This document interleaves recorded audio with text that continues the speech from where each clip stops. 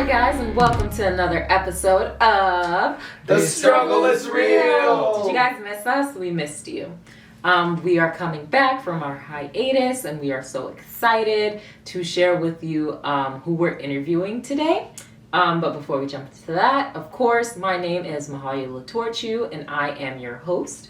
Hi guys, my name is Eric Francisco Medina. And my name is Ryan Pack. Hey, The Struggle is Real team. We need a theme song. No, we don't. Definitely not created by you. I think it would be fun though, if we had one. I only I think accept so. it if it's something that it sounds like a 90s sitcom. 90s. Just because I've been watching the Parkers too much.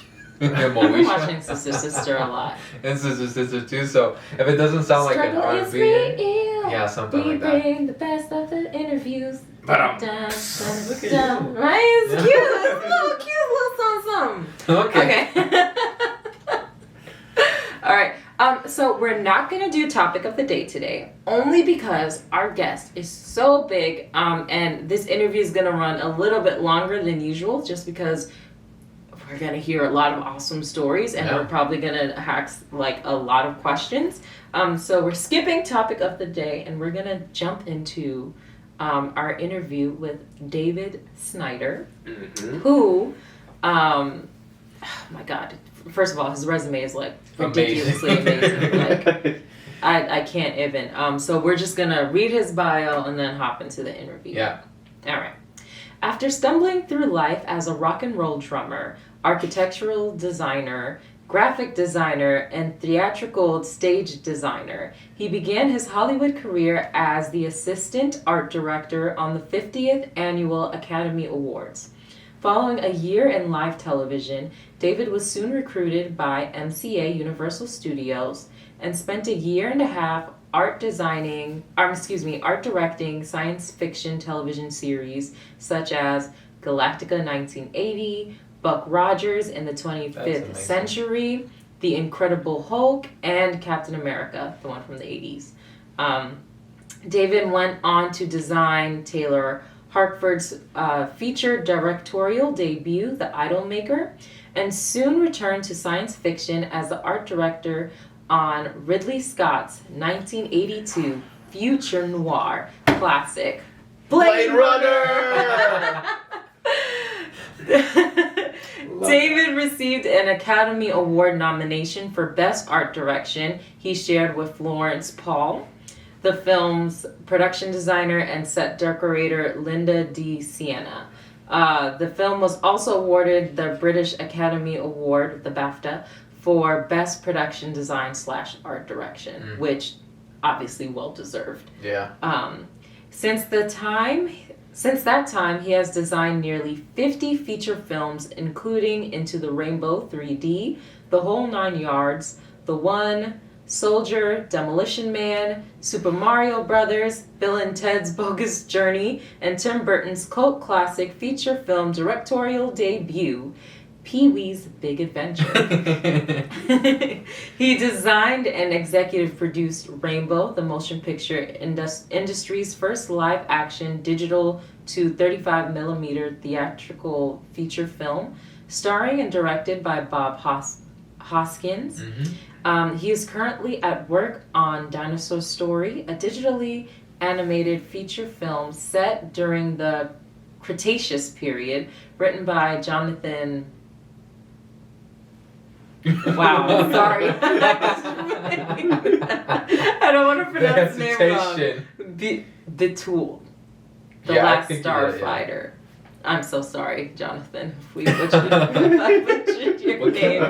But okay, can we talk about David's resume? Because what? List. Demolition Man. And Pee-wee, come on. Right. Like, there's, and of course, like when we jump into this interview, he'll talk about so many other things.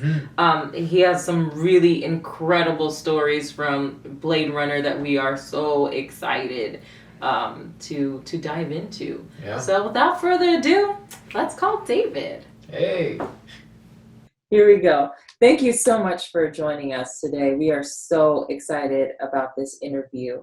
Why don't you start off by telling us a little bit about yourself? Okay. I think first of all, I think my connection to you is through the Savannah Film Festival in SCAD. Is that correct? Yes, Yeah. Frank is the one that connected us. Yes, Frank. Yeah. I've known Frank for, I don't know, 30 years. And when we were married, he was our best man. So he's sort of like, Oh, wow. yeah, 30 years ago. Yeah. So about me, I never had any intention of having anything to do with the movies except going to see a lot of movies because since I was a child, we were sent to the movies like 2 or 3 times a week so our parents could get rid of us. And it was only 15 or 25 cents to go to the movies. Wow. So I spent a lot of time there, usually Friday night, Saturday afternoon, and Sunday afternoon were all spent at the movies. I never did any sports. I wasn't interested in it, but my interest came from music. And by the time I graduated from high school, I had been in a lot of bands with local kids in Buffalo, New York, Niagara Falls, New York, and Toronto. There's a lot of cross-border bands, like the famous. I had no intention. Hello. I had no intention of uh, pursuing anything my main vocation at the time because I studied that along with music in high school. And then an opportunity came up. Someone dropped out of a band, like in a movie. And I got a call to go on the road. And I said, okay. And I did for 4 years, went on the road. And Oh, played nice. up and down the East Coast in Canada and New York. And we got a recording contract and Oh, wow. was working with some of the greatest people in the music industry in the 1960s. And it was very exciting. And I'm glad that I did it before realizing that I could never be as good or successful as Beatles. I quit. I just stopped and I went to work. What made you quit? Where I had some training. Yeah, I quit the band, and they got another guy, and they kept going, and some of them kept going till they were dead. They Jeez. died on the stage. So metaphorically. Yeah. I went into an architect's office and I begged for a job, and for whatever reason they gave me one with my minimal training. And so I learned that I was good at that. And then, so to move on, I worked there for, I think, 4 or 5 years. And then they opened an office in California. See, they were in the Midwest. It was a big architectural firm, major firm, millions. And so they opened a California office. So I came out here to look around, and I immediately got a job, and so I packed up my family and we drove across the country to California, and I've been here ever since. And then when I was working for architects and engineers and people like that, I was good at that. And of course, during that time, I hadn't completely left music completely, and I was also producing. And talent scouting people for my office in New York. So I had a lot of things to do. I was always a busy guy. So in California, I was driving around doing my engineering architecture business, and I would notice all these filming companies around the streets from Warner Brothers and from Paramount and whoever. And I thought, yeah, this is like really interesting. And I would stop, sort of like not doing my job, myself to stop and watch them make films. And it was very exciting. And I saw that there were backgrounds in scenes that were based on architecture, you know, different periods of architecture. So the engineering company I was working for said, okay, we're going to send you up to Washington State, and we're going to build a new housing development called Rimrock Meadows, and the theme is going to be like a Western theme. So I got back to LA, and I managed to get myself onto the Paramount Studios lot, and they were shooting a Western picture, which your grandparents may have known about, called Bonanza. And Wow. so I got on the lot, and I noticed that there was like 100 people around, and we were drinking coffee and smoking cigarettes and eating sandwiches. And then when they finished lighting, they'd all get up and go to work for about 10 minutes, getting everything ready and getting the camera ready. Then they go back and sit down and smoke cigarettes and drink coffee, eat sandwiches. I said, this looks pretty good, you see, because this is a good job. You get to do something that millions of people will see on television or in the movies. And so I said, I want to do this. So I quit that job, and a guy who I had known who had been television art director, I think he was working on Sonny and Cher at the time. You know who they are, probably. Yeah. Yes. So I was ghosting because, you know, I wasn't in the union, and so I would go with him and hang around and see what was going on. And then in my new job, I was the in-house architect of an aerospace company. Up on a Friday, said, hey, listen, you know, I'm going to be the art director on the 50th Annual Academy Awards. And you said that you'd like to work in this business. And so, you know, you managed to get yourself in the union. But you have to tell me right now, because I just fired 2 people. And you have to tell me if you're going to take the job, or I'll get somebody else. And you have to start tomorrow, Saturday. You have to come and pick me up, and we'll go to Paramount Studios and start working. So that was just before lunch, and I walked off the job, quit my job. I called up my wife and told her I quit.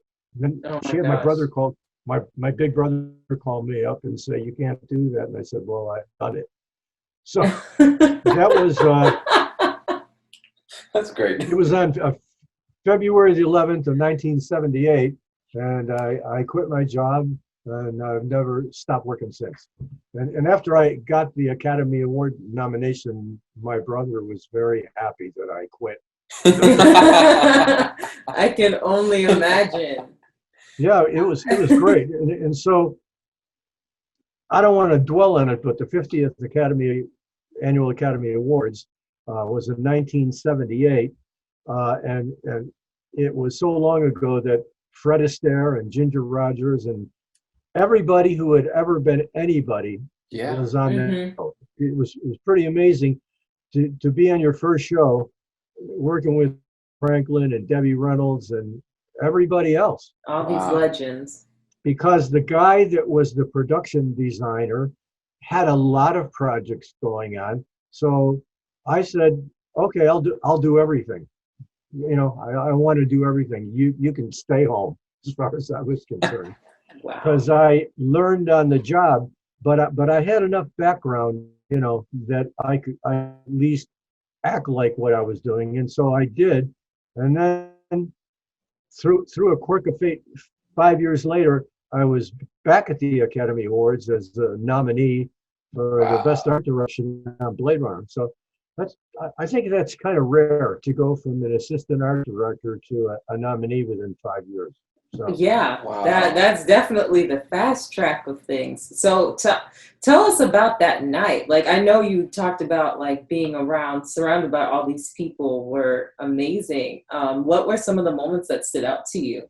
Well, the best part, the show is very hard to do. The show is very difficult because there's so much pressure because you're live in 120 countries, live with like, I don't know, 45 cameras, and you're responsible for everything that everyone in the world sees. So one of the things I remember was in the rehearsal, we had built this gigantic, like a Busby Berkeley set, like a big musical set. And I was backstage, and so Aretha Franklin came out to rehearse her number with the orchestra. It was like a 50-piece orchestra that Nelson Riddle was conducting. And so behind the scenes backstage, we had built a giant raw wood staircase to get you to the top of the set. The set was high.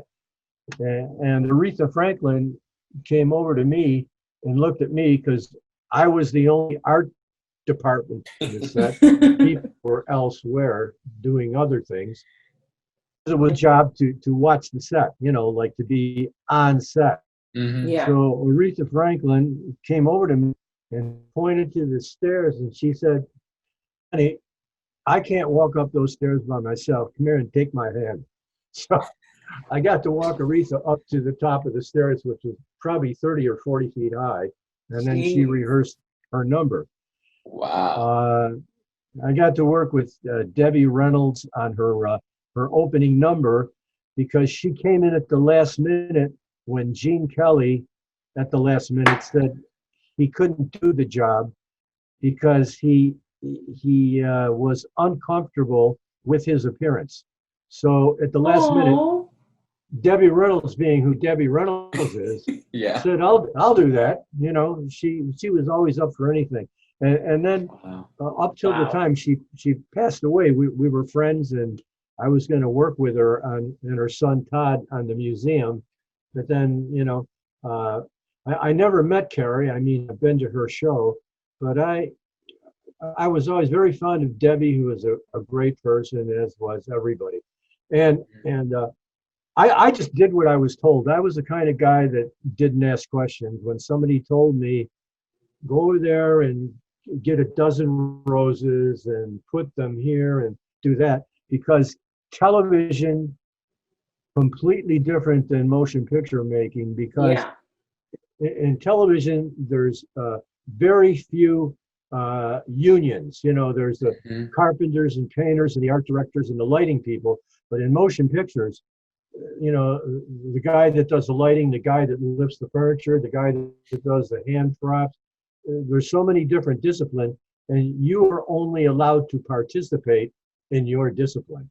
So I had to learn about that. So at the end of that, which was a pretty good show to have your name on and a screen credit, I got a call from Universal Studios that were doing like 35 shows at the time, movies and TVs, the Blues Brothers, doing so many shows, too numerous to mention. So I got a call to go in for an interview, and I got into the interview, and I sent into this guy's office, and he said, "Who are you?" And I told him, and he threw a script at me, and he said, "Go find an office." Oh my gosh. So I had never worked on a film ever before, only a videotape. And so what I did was to make sure that I would not fail, because I was ready to do it. I went to the heads of all the departments, the carpenter shop, the paint shop, the graphics department, the special effects department, and I told everyone, all of those gray-haired men, because when you worked at a studio in the golden age, you went to work at MGM or Paramount, and you spent your whole career there. People didn't move around. You were like on contract, and unlike today, you got paid every week. It was very extraordinary. Instead of having to start a movie and then the movie ends, then you got to find a new job, and then that movie ends and you got to find a new job, and you have to audition, and there's competition, and so it's kind of difficult. So the idea of getting paid every week to just show up at the most fabulous Really job nice. in the world. It was great. Yeah. So I went to these people and I said, I don't know what I'm doing. Please help me. I actually did, because I said, I need Wow. help. Yeah. Because the last thing you want to do in the movie business is pretend you don't know what you're doing, because Yeah. people will find out like in 15 seconds. Yes, So they they all will. helped me, because they were all like gray hair old men like me, and I was a kid. So he's a good kid, so he asked for help. Then I spent 18 months there in school, so to speak, and learning everything. And I would stay late. I would get there early. I would do everything I could to make people happy with my work, whether they like me or not. All they have to do is like your work, really. So then I was told I had to go to a meeting with this guy, Larry Paul. And mind you, I had only worked in television, like The Hulk, Galactica 1980, Captain Yes. America, the worst Captain America movie ever made. And it was terrible. And I went to meet this guy, Larry Paul, and he was doing a feature film called In God We Trust, with Marty Feldman directing. Maybe you don't know some of these names, but you know who Richard Pryor is. Oh, yeah. You know who Peter Boyle is Mhm. from Yeah. Young Frankenstein, and Louise Lasser and Andy Kaufman, Oh my crazy gosh. Andy Kaufman. They were all in this movie. So I had the meeting with Larry, and he looked at my resume and he said, because he was a pretty hot production designer. He was young, but he was way at the top, doing giant movies like 1941, the Oh, wow. Spielberg movie. Yeah. And later he did Future, Romancing the Stone. But at this, he said, I'm looking for an assistant to work with me in On God We Trust. And after reading my resume, as I was saying, he said, well, it looks like you've done nothing but a bunch of crappy TV. And I said to him, well, I already got the word on you, okay, that you're a tough guy to work for. So if you don't like me at the end of a week, you can fire me. And if I don't like you, I'm going to quit. And he made Okay. he made his famous laugh, got the job, and then we were friends for the rest of our lives. And it's after that film, he made a phone call and got me a job on Taylor Hackford's first film called The Idolmaker, a really terrific movie about rock and roll in the late 1950s and early 1960s. So I quit my steady job at Universal because I was too ambitious, because now I wanted to go out on my own and work on independent films, this one being at United Artists. So Larry got me the interview, and so I went into the meeting and they started to tell me what the story was about. They said it's about this guy who's a manager and a songwriter, and he looks for talented guys, and he finds these two guys who don't have very much talent, and he makes them into big stars. It's based on a true story on this guy. So Buck Koch was one of the producers, and Gene Kirkwood, who had just won the Oscar for producing Rocky, formed a company to produce this movie. And they started talking about the movie, and I said to them, this guy you're talking about reminds me of a guy that I knew about, was the band named Bob Marcucci, who discovered Fabian and Frankie Avalon. And they said, wait a minute. So they left the room, and they came back in the room with Bob Marcucci. And they couldn't believe that I knew about the story. And then I told them my story about my 4 years on the road, trying to get a meeting with Bob Marcucci to be our manager. Oh my And gosh. I instantly got the job. They stopped seeing everyone else, and very lucky Wow. because I was able to design the film out of my life, out of my scrapbook, so to speak. Wow. So I was 30 years old, and at this time I thought I had failed at architecture. I had failed being a musician. I had failed at being an advertising design, all these jobs I had and a toy designer. And all of a sudden, all these things came together. It was Wow. That's crazy. like an epiphany that everything I failed at was now in front of me. So it's a really beautiful film. And unfortunately, it was released by United Artists during the same week as Heaven's Gate. And Oh. the whole company crashed. And Yeah. no one ever saw the movie. But the cinematographer was Adam Hollander, who shot Midnight Cowboy and lots of other movies. Oh wow. The music was written by Jeff Berry, who has had at least probably 20 top 10 hits. He did the music for the Monkees, for the Archie. wow. He wrote all those so-called brill building songs with his Wow. wife, Ellie Greenwich. So he, in 1980, was going to write music, original music, that would have been written in the 1950s. So the songs were Wow. all original, and there were no needle drops. And the soundtrack was all original Wow. music. So I had a great time. It's probably the greatest time I ever had because I was so confident. And if you ever get a chance to see the movie, you really should because it's a great movie. And it was Peter Gallagher's screen debut. They were all kids on the show. And Oh, Wow. anyway, if you see it, it's a gorgeous movie. It really. And Taylor Hackford, of course, went on to direct so many films. You know, An Officer and a Gentleman, and Mm-hmm. White Knight, a lot of things. So that was that. And then at that point, I was on my own. I wasn't on the studio payroll anymore. And then I got another call from Larry Paul, and he said, "Hey, I'm working on this film with Ridley Scott. It's called Dangerous Days, and I want you to come and work with me."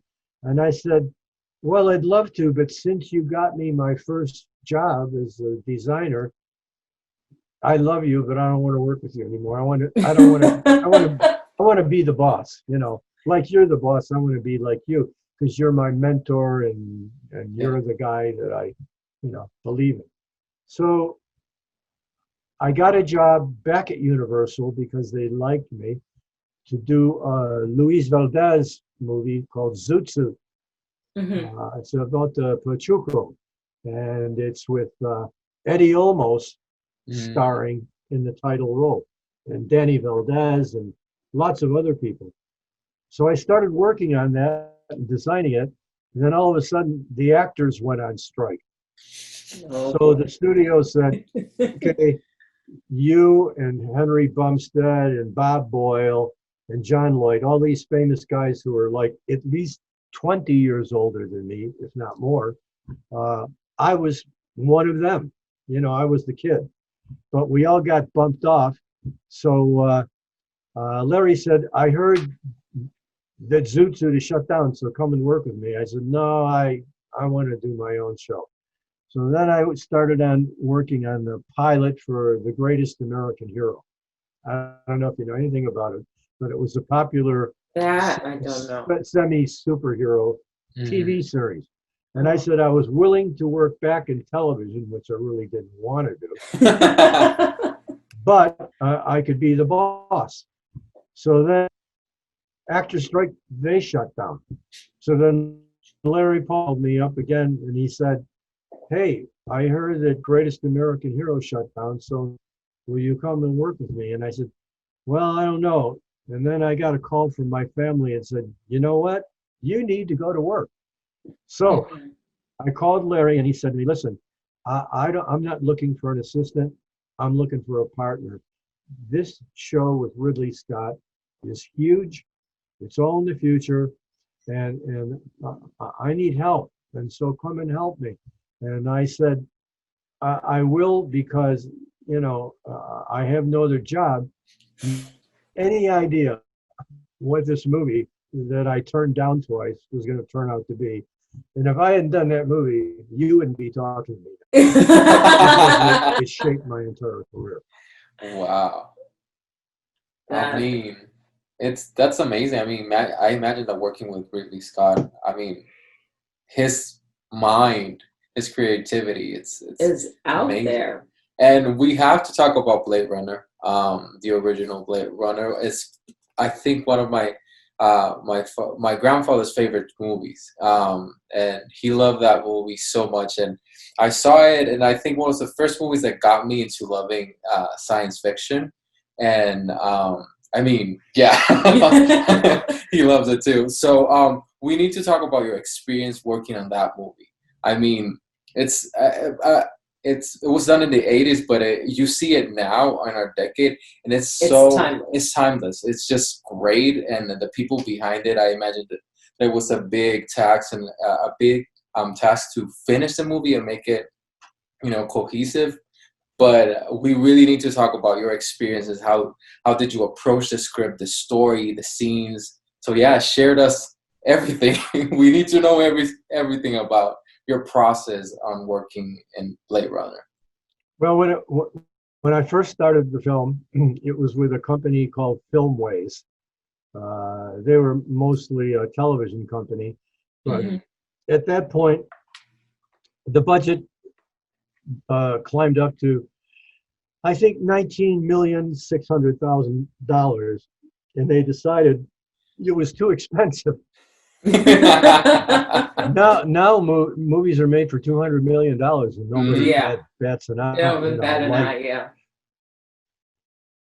Like I think Black Panther was like $200 million.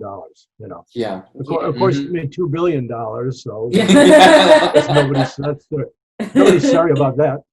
So then I was at Filmways, and we were at the old Columbia Studios called Sunset Gower Studio, which is like a low-budget studio, and we were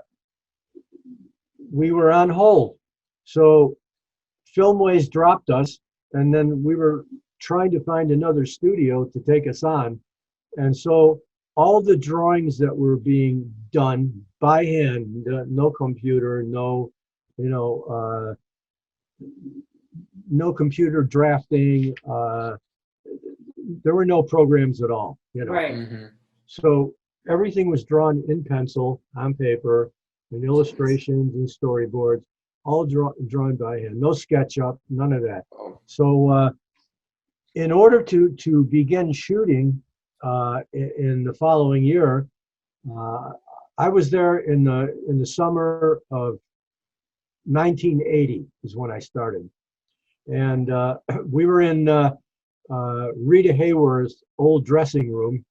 I don't know if you know who she is, but Rita Hayworth was a big major star. Yeah. Yeah. Married to Orson Welles, made some great movies. Yeah. And the art department was there, and we were in the dressing room building, and Ridley was in there. So I got there, and Larry Paul took me into Ridley's office to introduce me. And he said to Ridley, Ridley, I want you to meet David. He's going to be the art director. And he got up and smiled and shook my hand and said, too bad for you, chap. And sat down, and we left the room. So I had no idea what that meant, but oh my God. because he had been an art director, he had gone to art school. He worked at the BBC as an art director, and of course, who hadn't seen Alien? Right. And so I knew that this was going to be big. So there were like 25 people in the art department at the time, all drawing by hand. And so they knew that they'd never be able to start unless we designed the show, because drawings had to be made by hand, Sets had to be built by hand. Mhm. And of course, there were some visual effects, but it was mostly done, in 70 millimeter film, and very little. The only computer I remember on that film was on the motion control machine at Doug Trumbull's visual effects studio. But that was just to keep track of the movements of the camera so they could be repeated. But Right. the idea of a computer on the set, I mean, are you kidding? Yeah. Right. Yeah. Yeah. I mean, So, Michael Dealey, the producer who had just won the Oscar for Deer Hunter, believed in the film to the point where he paid to keep the art department working all the way through the fall, and all the way through until there's a company called the Ladd Company. His name, he's the son of Alan Ladd Sr., the movie actor. And Mhm. the Ladd Company, his nickname is Laddie, everyone called him. He had been at 20th Century Fox, the head of the studio production, and he's the guy that got Ridley to make Alien. So he and Ridley had a very good relationship. So he had an output deal at Warner Brothers, and so he said, "Okay, we'll pick up the picture." So all of a sudden, we were solvent. We moved from Sunset Gower to Warner Brothers, and all of a sudden, we became a Warner Brothers picture as opposed to Little Filmways. And it meant that the film was privately owned by the Blade Runner Partnership, and Warner Brothers would distribute the film. They didn't own it, they would just be the distributor. And so we went to work and we started to build millions of dollars worth of sets in 1980 money. And I'm sure you've seen all the pictures. I don't have to tell you what it was. Yeah. And my job during that period was to run the art department and liaise with the visual effects department and with the company building all the picture cars that Sid Mead had designed. So I had errands every day, and Larry Paul stayed at the studio, because he was the production designer overseeing everything. And so he was there, and so I was with the cars, and then I would come back, and then it was decided that the show was so big that Larry would do the stage sets and the back lot, and I would do all the locations at this point in time, before we started shooting. And so I found the Bradbury building, and I found the train station, the cold storage room. Those were all the sets that I had to have constructed or adapted, and be there on the shooting day. Because after a certain point, Ridley decided that he liked me or trusted me, and so I could never go home. It was quite exhausting because I would have to be there all day long to supervise the art department under Larry's, direction. Always remember, he was the boss and I was his second guy. And so I would have to check all the drawings. There were like hundreds of drawings to be made and storyboards and all that. And then after I approved them, I would give them to Larry to approve. And then we would sign all the drawings because they had to be signed because you were responsible for spending millions of dollars, and you had to sign. Right.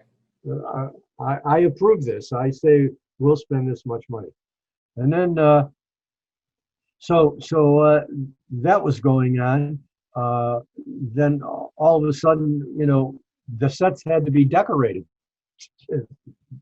Millions of dollars, and so we started out with one set decorator, and she had to leave for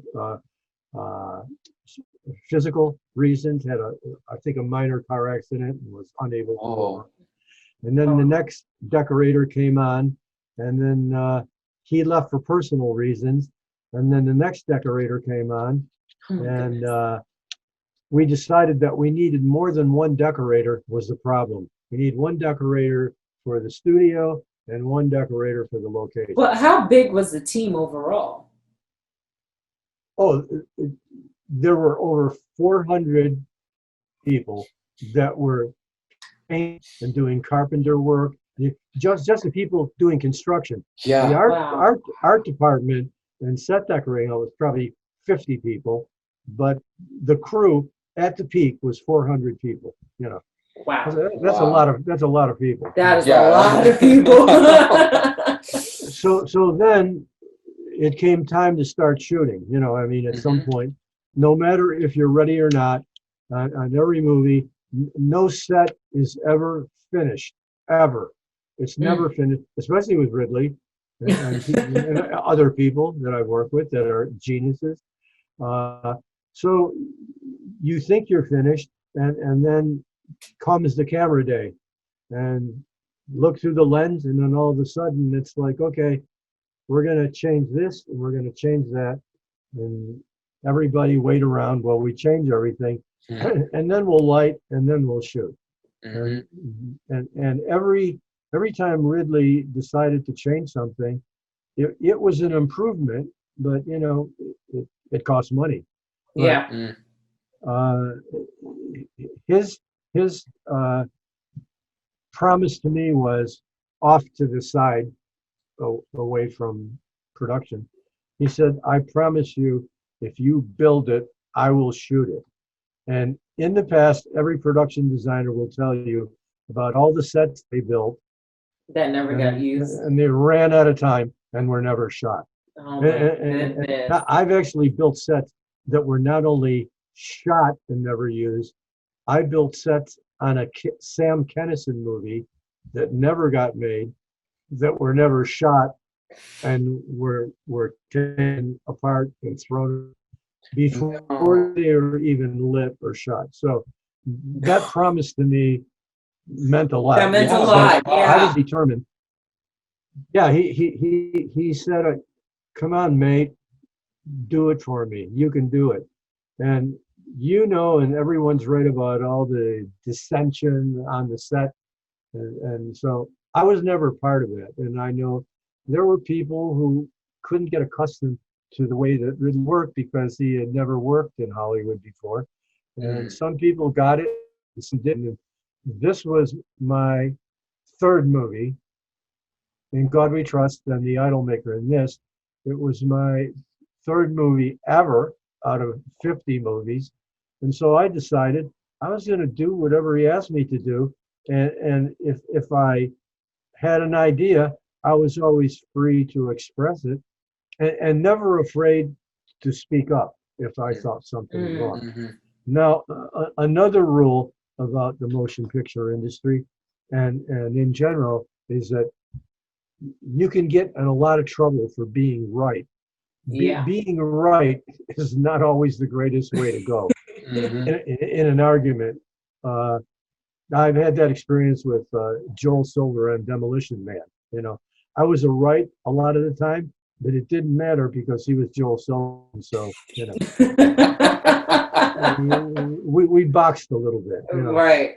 But it was okay because I think it's a great looking movie. I really do. Yeah. It holds up to this day, and I think Wesley Snipes is great in it. I think. Oh yeah. It's Stallone's one of his best movies ever, outside of Rocky. I agree. And at the time we were making the film, the editor, Stuart Baird, came to me. He said, I've seen the sets, and what I want to do is I want to make this into an opera.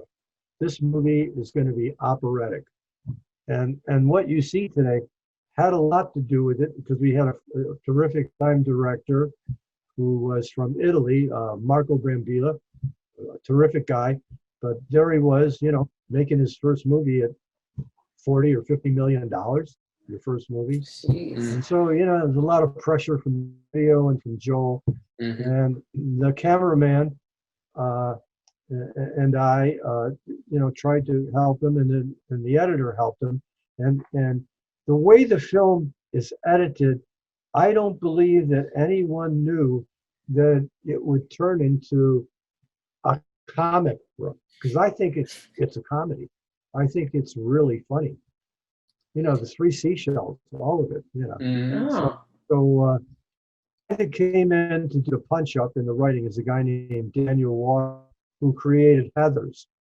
So once Wow. he came on board, all of a sudden, it started to have this sense of tongue-in-cheek humor, and all the action was great, and ILM did the visual effects. It was like a #1 movie. It was a big hit. So anyway, back to Blade Runner. So when we started shooting, because Ridley insisted that I be there all the time, during the day, there would be all the construction, and then this is about night shooting especially. Then at night, Ridley and the camera department would show up, and Michael Dealey, and they would call me over to the camera to tell me, okay, that scene in the Holden interview where he gets blown away through the wall? Well, we're going to have to do that all over again because it didn't work. So in addition to what you're already getting ready to do, we're going to do that again.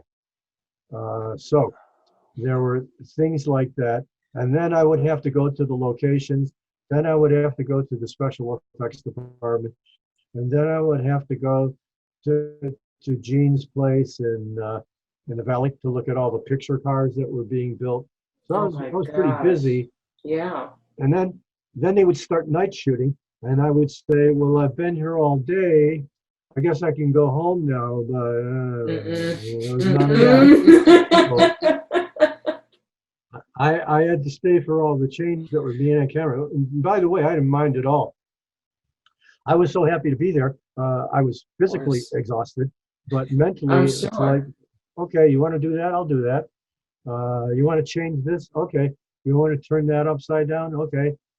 Guys, come over here. We're going to do this. And people would say, what are you doing that for? I said, because I told you to, That's the way it was, because I was representing Ridley Scott's will, and it was exhausting, and there was a lot of people who were very unhappy making this movie.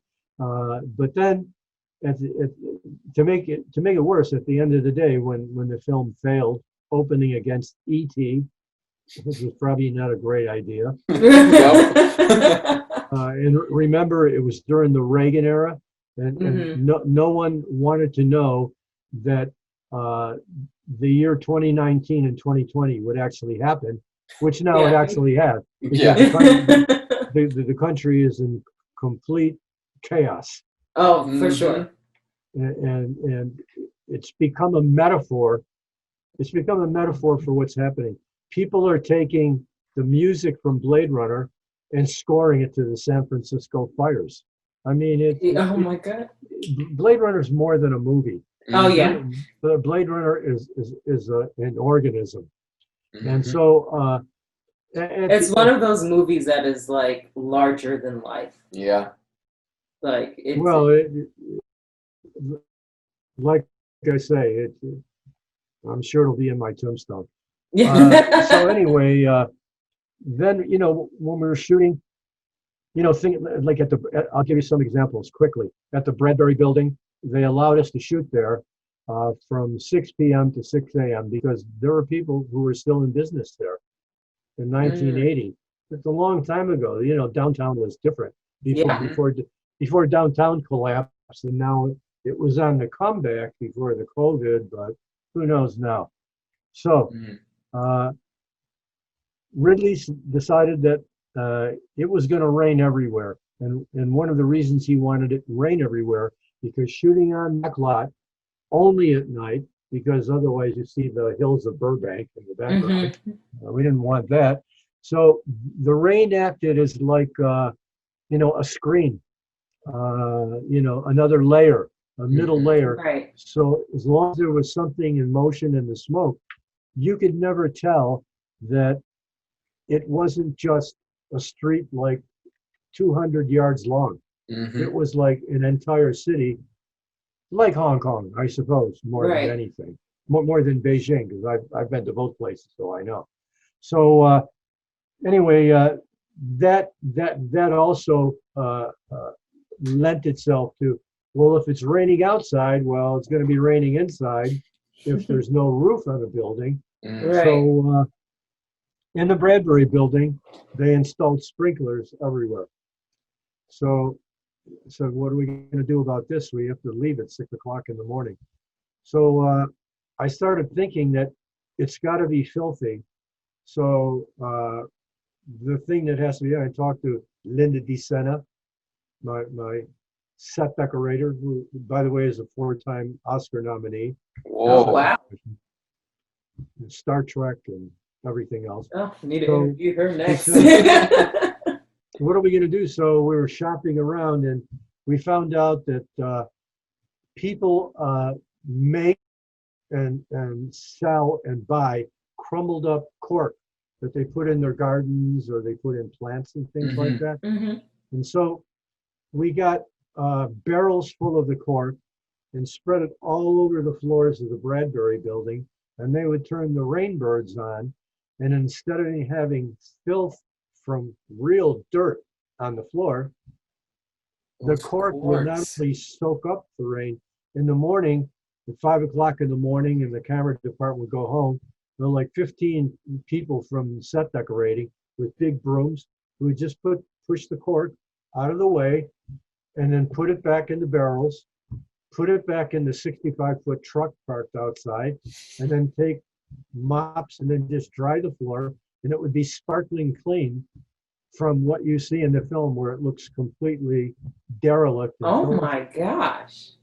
So it took a lot of ingenuity and experimentation. And one of the big things I learned from Ridley at the Bradbury building, he taught me a lesson because in my days studying architecture in high school and a little bit in college, I had a mindset about architecture that's outside film, because when you're thinking about architecture, you're thinking about spaces that people live and function in, with walls and ceiling and doors and all that. And it's of a particular style. And I've been to the Kremlin, I've been to Beijing, Mhm. I've been a lot of places all over the world. And usually when you're in the outside of a building, at the Kremlin, the inside of the building is pretty much the same. So we got to the Bradbury building and we had already established Sebastian's apartment. You remember Sebastian's apartment? Mhm, Mhm. mhm. So we had to find a way to economically make Sebastian's apartment. So we went into the scene dock at Warner Brothers, which is where they take all the scenery and store it. They don't do that too much anymore because the scene dock is all digital now. Yeah. Really. Right. Yeah. So we found the sets from an Academy Award winning art direction, Academy Award multiple winning movie called My Fair Lady. Oh Yeah. my You know the gosh, movie? get out. And they had been sitting in the scene dock, and each piece probably weighed like 200 pounds because they were made out of plaster. It wasn't wow. like plastic like we use now or vacuum form Mhm. paper. So we took all the sets from My Fair Lady and we built Sebastian's apartment. That was one of Larry's sets, not mine. And then when we got to the Bradbury building, I said, well, we're going to go up the elevator, down the hall, and into the apartment, and it's got to be the same apartment. So I said to Ridley, the Bradbury building is one kind of architecture, and inside Sebastian's apartment is like My Fair Lady. And he said, don't ever rationalize. This is like fantasy movie making in the future. And years since, the people will buy a condominium that is like a glass box, and Mhm. they'll go in their apartment and they'll do the Palace of Versailles if they're rich. Yeah. You see Yeah. it all Yeah. the time. Mhm. So he was the first guy that made me know about that, and I don't know, for some reason maybe the film had some influence, but obviously the film has so much influence on costumes and sets and Mhm. dressing and props, and I mean there were things that were in that movie that have become inventions that are Yeah. of everyday use now. And by the way, in Demolition Man, we had iPads that had wires running up the costume when they're in the prison. Yeah. There was no broadcasting then. There was no, there were no iPads, and there was no computer conferencing. Mhm. And I did a scene in Demolition Man that a guy named Eric Allard, effects guy, built for me, where the lead character, who is the head of the city, is in the conference room, and as he's walking back and forth, the monitors are all turning to face him, like this and like that. Mhm. If you ever see that scene. Mhm. And the way it was done was we built the set 8 feet off the floor, and the computers were all programmed, and the actor who was the lead actor in the film King George, famous for that, the Crazy King, he had to rehearse and choreograph himself to the To that. monitors, because Oh my once the monitors were programmed, it would take They- hours and hours of data to change it. So he had to act to the monitors. Wow. So that was also something that's now common, like we're doing right now. This is what we're doing, Right. video conference. So anyway, at the time on Blade Runner 2, we would go to the locations, and we got to shoot Inspector Bryant's office. And when we got there, Ridley said, "It's not big enough. I want to make it bigger." And mind you, this is like at 6 o'clock at night. Oh my And gosh. so I said, okay. So I said, okay, now what am I going to say?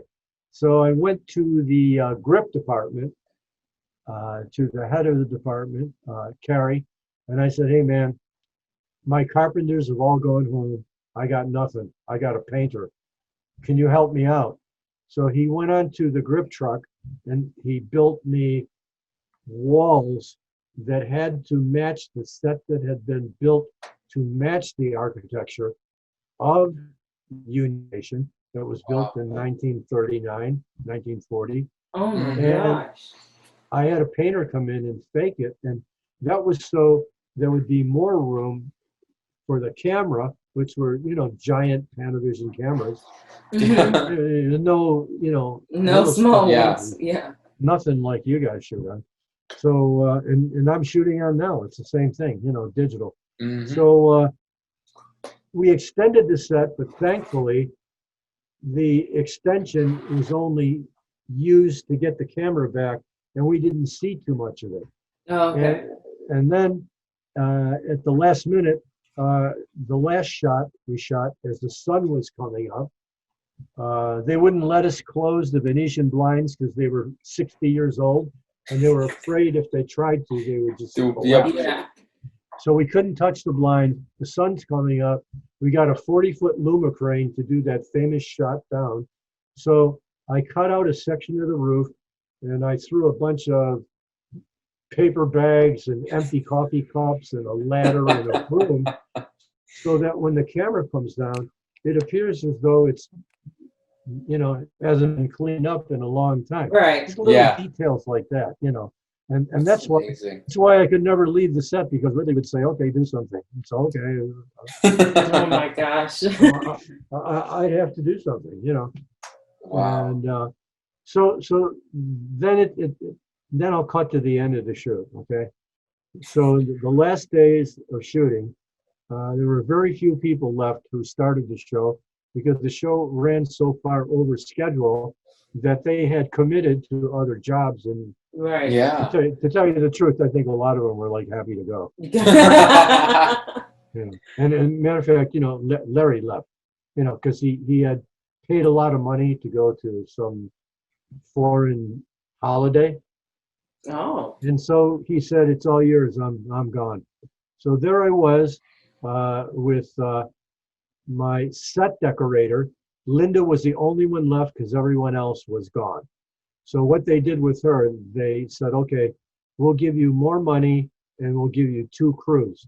So she had 2 complete set decorating crews that she was running Oh wow. in her genius that she was able to do.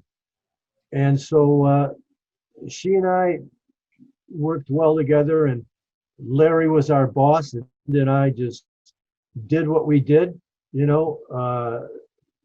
because we were there and Larry had to run the show and he couldn't be there all the time. So Linda and I improvised all the time, all the time, all the time. So we're getting ready to shoot the scene with Joanna Cassidy runs through the windows and gets shot. Zora. Everybody knows that scene. Yeah. I'm sure it's been seen literally 500 million times. Yeah. Yes. So we decorated the windows, and Ridley said, "I don't like it." So I'm not going to shoot it. I said, "Okay." So then we redecorated it, and he said, "I don't like it. I'm not going to shoot it." And we started to think, I don't know, maybe he's not ready to shoot it. And so the art department is always a good place for the production to say, "We couldn't shoot because the set wasn't ready." Right. And then you go on the Always the report. scapegoat. Then you go on the report, on the production report. Art department not ready. So you take the rep, and that's okay. I don't care, because as long as you know what's going on. So Right. then the end of that day, I said to Ridley, "Look, man, mate, will you tell me what you want?" He said, "Not my job. It's your job. You're the art director. Give me something to put in the windows. Can't you think of 4 things?" And I said, in my exhaustion, I said, "Okay, spring, summer, fall, winter." He said, "See, was that so hard?" Next thing you know, next night, there's a snow machine, there's trees with leaves, there's mannequins with Oh my gosh. covered with neon. And he said, "See, was that so hard?" And then we shot it. Just like that. Wow.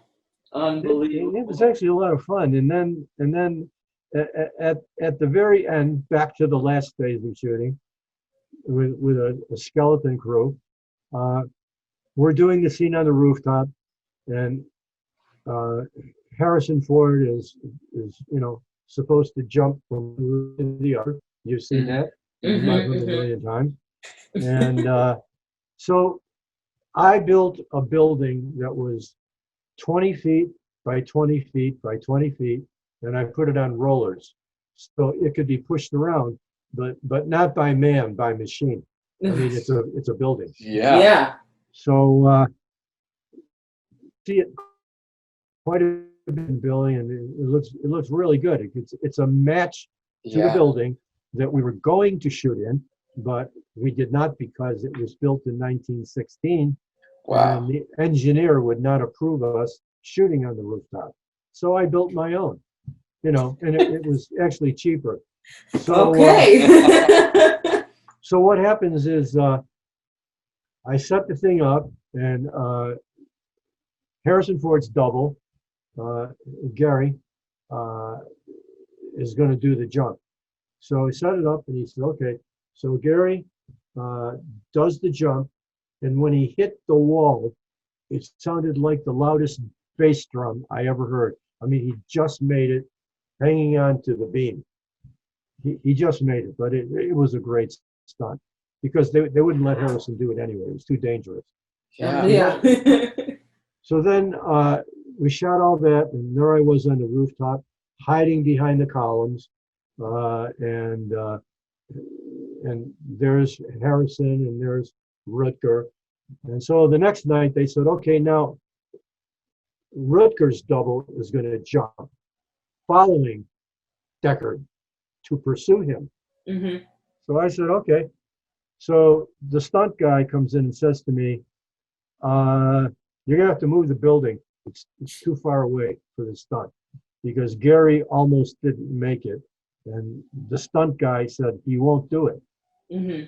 So I get all these machines, these forklifts and things, and start pushing the building literally inch by inch over, a good time period. So then Ridley and Michael Dealey show up on set, camera department, and he said, "Hey, mate, what are you doing?" I said, "I'm moving the building." He said, "What are you moving the building for?" I said, "Because the stunt guy said it's too far." Right. He says, "That ain't no stunt. Move it back." Ah. Okay. So Rutger Hauer comes over and says, "What's going on?" And I said, "I'm moving the building." He said, "What happened?" And I said, "Well, the stunt guy said that he can't make the jump, so I moved it, and now Ridley says move it back." So just, vaguely, Rutger says, I'll jump. And we all said, "You will?" And he said, "Yeah, I will." And he did. So there's no stunt man in that scene. It was terrifying to watch. I couldn't watch. Yeah. But he did it. And then Oh my God. just before those two scenes were shot, Ridley said to me, "There's nothing the rooftop is nothing. I want something happening on the rooftop." This is like, I don't know, 10 o'clock at night. I've got no carpenters, maybe a couple prop guys, maybe a couple grips will help us out. And so I said, "Okay, I'll take a walk around the lot." So I went into Sebastian's apartment, and the grips had rigged an off-camera device out of foam core blades, like a windmill, a pinwheel. Oh. Mhm. And they put a strobe light on top of it, and by hand they would spin it, and then the light would strobe, without using a strobe light. Right. And then that way you could control the velocity Yeah. of the speed. So I said, "Hey, that gives me an idea." So I said to Ridley, I said, "Okay, how about some fans on the roof?" He says, "Yeah, well, just go and get the ones we used in the Holden interview." I said, "Well, you blew those up.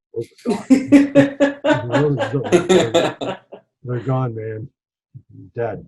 So I took the idea that the grips came up with, and I went and got some wheels I found. I started out with bicycle wheels, and then some wheels. I don't even know where we found them. The prop I found them, and we went and got pieces of foam core, and we got the grips used, to put lighting and all their devices, flags, and grip material. And so we made about, I think, maybe 60 of those. And I got paper plates from the caterer, and I stapled the paper plates with the prop guy onto the fan blades, and we attached them to the bicycle wheel, and then we painted them with like rusty paint. And then we would have 2 or 3 guys on the roof, and the camera would roll, and by hand, everyone would go and spin the wheels around and then run out of the frame. Oh Which my is a big frame gosh. because it was in, Yeah. widescreen, Yeah, you know. yeah, yeah. 235. So I'm going to send you later video and also a large picture, and you can Please. take a look at the fan. Yes, and how please. DIY awful. And in the film, in every scene on the rooftop, those fans, and of course they put big lights behind them. So it's one of the most graphic motion scenes in the film. And there's that low angle looking up at Rutger Hauer standing there with a fan splitting behind on a single shot of him. It's like a stunning shot. It's like, I mean, it's hard for me to believe I had anything to do with all this. But, coming from where I came from, So then the last day, after all of that was settled, and the building moved around some more. We're up in the rooftop, and it's the last day of shooting. On the call sheet, it says day. So we started shooting, I think around June 16th or 18th, and we started. Some of the guys started at like 1 o'clock in the afternoon. Maybe some started at 6 at night. So as we're shooting, we're up at the rooftop.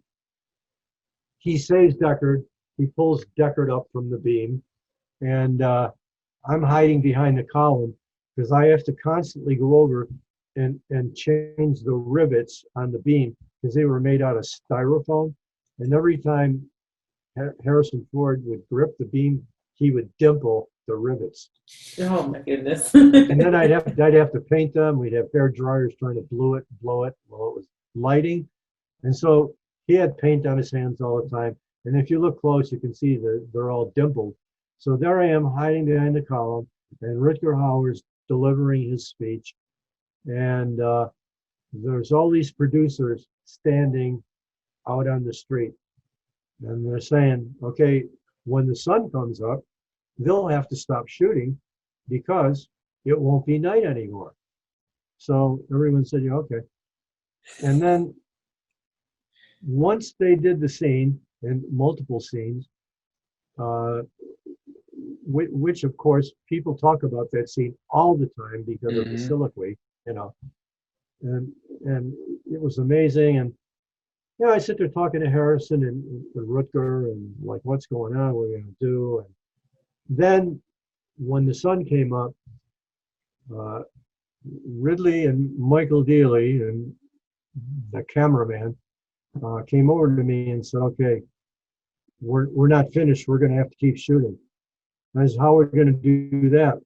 And they said, we're going to take that set, that permanent set, part of which has been there since 1924, and we're going to cut it off the street, and we're going to move it to the stage where it's dark. Wow. There are people. There are people who deny this, but let me tell you, I got my ass kicked for doing that.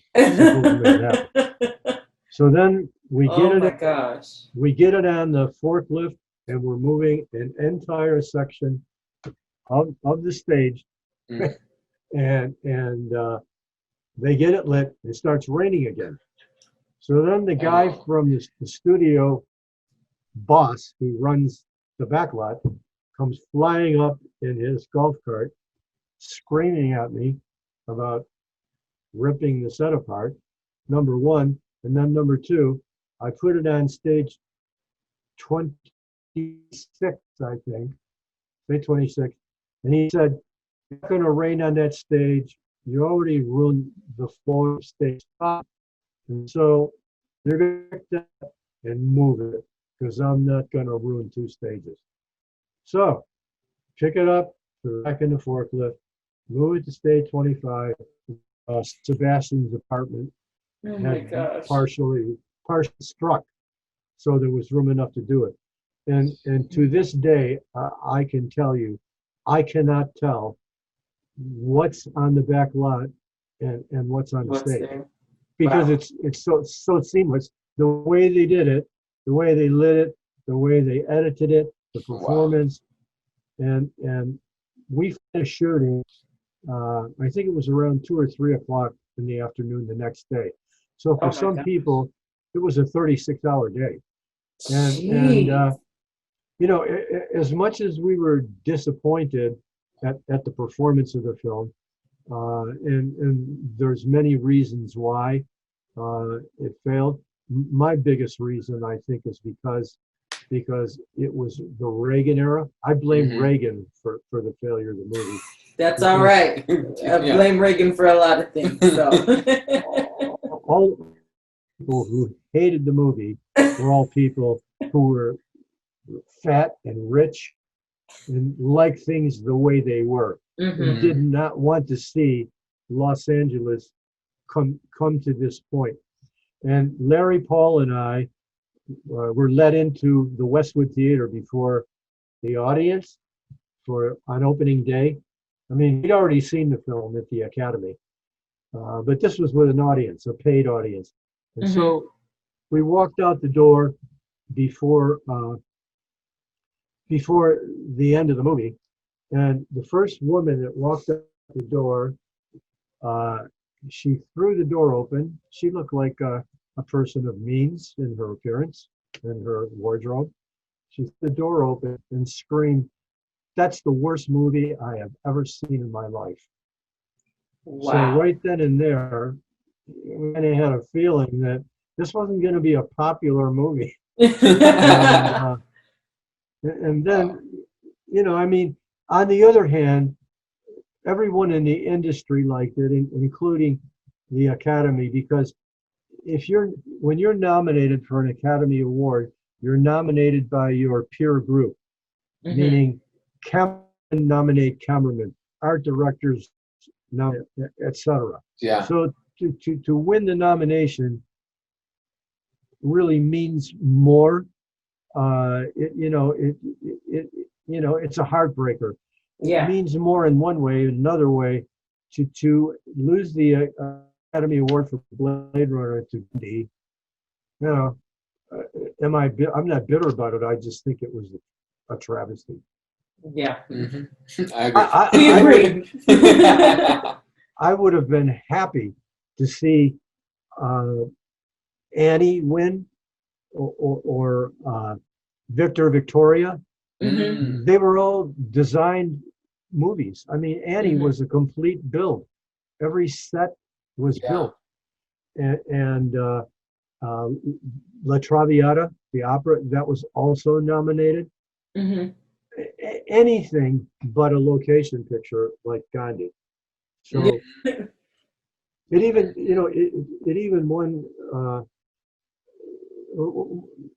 won so many awards. I think it didn't deserve. Now, as far as the best picture, sure. Yeah. Richard Attenborough, sure. I mean, it's a movie for its time. Exactly. And its time is be kind to each other. And I think that was a time we could use again. Yeah, definitely. We need Gandhi today. Yeah.